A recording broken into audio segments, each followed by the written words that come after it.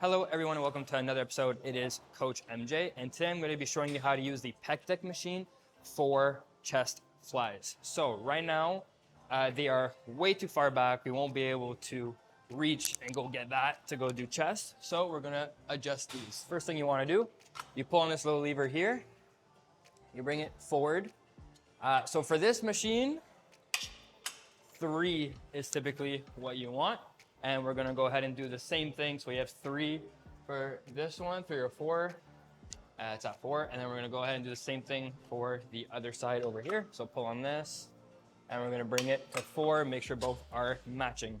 Then what we want is to make sure that this is the proper height, okay? So if I were to extend my arms out, they are slightly lower than my shoulders right now. I feel more comfortable when they're even with my shoulders, so I'm gonna bring my seat down just a bit. To do that, we have this yellow lever right there. You press on that, and now if I were to put my arms out, perfect.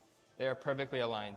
Now the way you wanna adjust these is you wanna make sure that you're not going too far out, but that your chest is still stretched.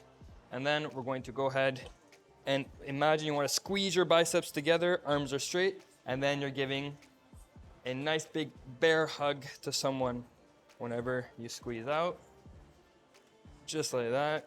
You can bend your arms slightly whenever you go far back, but then when you go back out, you're making sure that they're nice and straight, trying to touch both biceps together. Now, what I don't want to see is you cheating by bringing your hands together like this and holding on. No, we don't want to cheat. We want no rest at all.